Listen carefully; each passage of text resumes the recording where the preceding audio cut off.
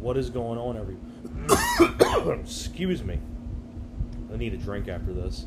But, anyways, excuse me. It is me again. It is HorrorFan34, and welcome to another video. And welcome to day 20 of the 31 Days of Horror Challenge in October. Now we are on day 20 of the challenge. I figured I'd talk about a film that was, I think, from the year 2000. Yeah, 2001. It's hard to believe it's almost going to be 20. It's going to be 20 years old soon, this movie. And I highly think this is a very solid horror flick. Fairly solid thriller as well. I mean, you have three great leads in the film, and if you can tell by the title already, that review is going to be on this. Joyride. And apparently there's no taglines on this one either. So, I'm always used to saying taglines on the movies, but, excuse me. Sorry about the cough, but Joyride, like I said, was a film that was released in 2001, directed by John Dahl. Now, I don't know if he's going on to direct anything else or something like that, but I almost forget, too, that one of the producers and one of the writers was J.J. Abrams, way before the Star Wars and things like that. J.J. Abrams was doing films like this, Joyride. And I know this was a film that I don't think it did that much when it came out in theaters, but I think it did better on home video. And that's how I think a lot of people have seen this. And I think because it did well on VHS tape, they made two direct-to-video sequels, which I wasn't a fan of. Honestly, like, the ending to this film sets up for the sequels, and I really don't think... I really don't like the way it ends in this. I kind of wish they kind of went more with the actual 29-minute, like, alternate ending, where, where the trucker doesn't make it. Because if you remember at the end of this movie, where they get a call from on the CB radio about the Rusty Nail character hinting that he's still alive and hinting that leads to Joyride 2 and 3, but I don't think this needed a franchise.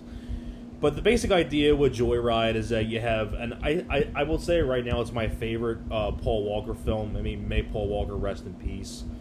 But basically Paul Walker is a guy who is going to go pick up his girlfriend, played by Lily Sobieski, and because they've been seeing each other and they don't want to fly back and forth, so he decides to, like, drive all the way up to pick her up. So he refunds his plane ticket, and he calls his parents and says that he has a change of plans but with his girlfriend, and he finds out that his younger brother, played by Steve Zahn, excuse me, his younger brother Steve Zahn has been arrested because, Steve Zahn's kind of like the guy who is, like, in the family, sort of like the practical joker, like, prankster, kind of like a delinquent, almost, kind of, in a way.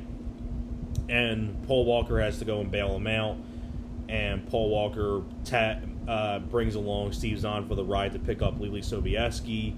And on the way up there, they find Steve Zahn starts messing around with the CB radio that he found, and he calls up this trucker who's named Rusty Nail, and he's, like, describing himself as the name Candy Cane, and, playing chicken with the CB radio and messing with the trucker, things like that. And eventually it ends up becoming a really bad idea, and then the trucker starts to pursue these people in, like, a deadly game of cat and mouse, pretty much.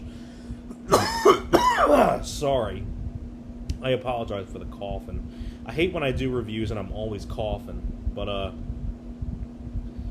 what I really do enjoy about this film is the premise. In a way, I think this film was kind of got, like, a similar idea to Duel, which was from the early 70s. That was Steven Spielberg's first ever movie I think he directed with Dennis Weaver. And that was about a guy who was... Sorry. And that was about a guy who was being stalked by a trucker. And I wonder if Joyride kind of stole Duel and said, like, yeah, you know what, maybe we can modernize this a little bit and make our own. And then you have a film like Joyride, where you can see the trucker sort of chasing them in the car down here. And you get some really pretty good scenes in here. I love the whole third act when they're going up against Rusty Nail, and actually the voice of the Rusty Nail, the voice is Ted Levine, Buffalo Bill himself. Excuse me. Sorry. Excuse me. I hate when this review is full of coughs. But I highly do enjoy Joyride. So I try saying that 5 times fast. But I think all 3 of these people do a really good job. Paul Walker does a great job as the lead. Steve Zahn I've always been a fan of as well. Lily Sobieski does a really good job as well. It was cool to hear Ted Levine as the voice of the trucker, so that was cool. Buffalo Bill always plays a great villain, Ted Levine.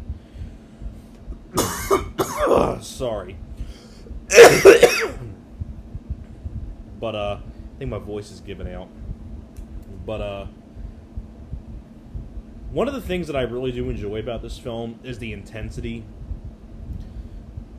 You get some really good tensional scenes in the movie as well.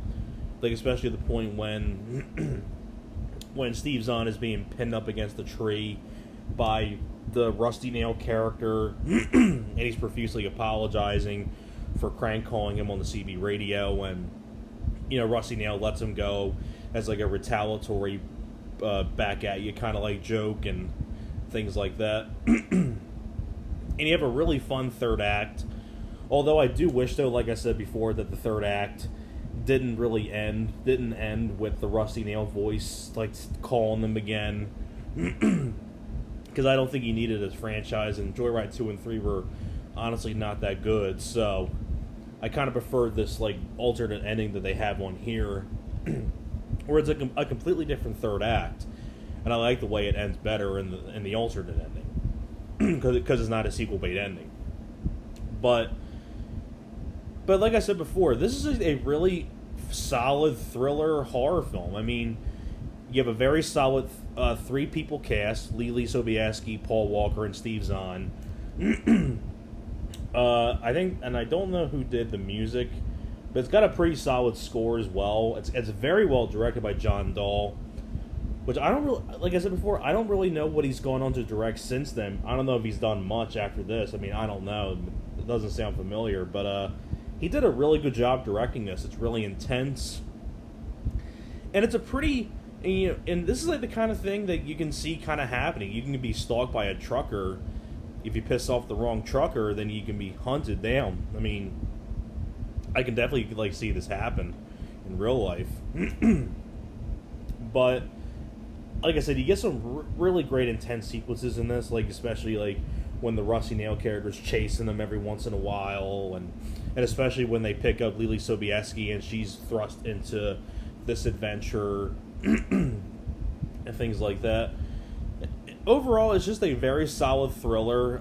Like I said, you get some nice bits of action in there. Yeah, solid cast, good music, and very solid direction as well. So if you haven't seen, it's one of those films that you don't want to spoil too much, because I feel like a lot of people maybe have not seen Joyride, but I would highly recommend you do. It's a very solid flick. So that is pretty much it for my review for Joyride, and thank you very much for watching, and I will see you guys next time.